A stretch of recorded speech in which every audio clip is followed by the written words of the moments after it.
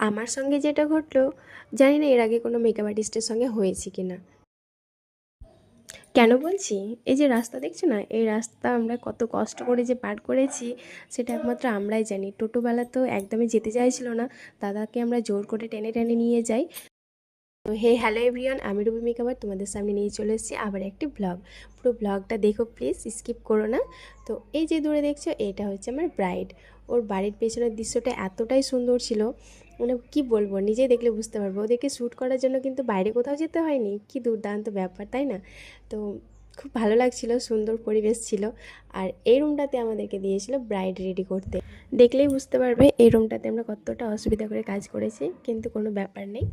Current কানেকশানটা ভালো ছিল না, বাদবাকি সব ঠিকঠাক হয়ে গেছিলো। তারপর একদম দেরি না করে চটজলদি আমি রিসেপশন ব্রাইডকে ফার্স্টেই রেডি করতে শুরু করেছিলাম, কারণ ব্রাইড তখনও বিধি করছিল। তাই আমি রিসেপশন ব্রাইডকে আগে রেডি করাবো বলেছিলাম। তো এখানে আমি ব্রাইডকে জিজ্ঞেস করছিলাম ওর কেমন লুক চাই। ও তো কিছুই বলে না, বলে তোমার যেটা ভালো লাগবে সেটা করে দেবে। তো আমার যেটা ভালো লেগেছিলো সেটা আমি করেছিলাম। আর এই হাফ আমি রিসেপশন ব্রাইডকে রেডি করতে শুরু করেছিলাম। চেষ্টা করেছি দুই ব্রাইডকেই সুন্দর দুটো লুক দেওয়ার।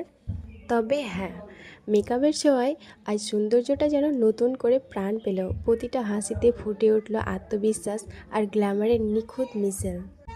রাজকীয় সৌন্দর্য, চোখের চাহনি থেকে হাসির ঝলক, সব কিছুতেই আজ অন্যরকম একটা ম্যাজিক রয়েছে। আমার এই দুই ব্রাইডকে আমার তো খুব মিষ্টি লেগেছিলো, খুব সুন্দর লেগেছিলো। তোমাদের কেমন লাগলো অবশ্যই কমেন্ট করে জানিও। আর আচ্ছা বলো তো, আমার এরকম ব্লগ তোমাদের ভালো লাগে? যদি ভালো লাগে তাহলে একবার কমেন্ট করো প্লিজ। আচ্ছা, দেখা হবে কোনো নেক্সট ভিডিওতে। এখনকার মতো বাই।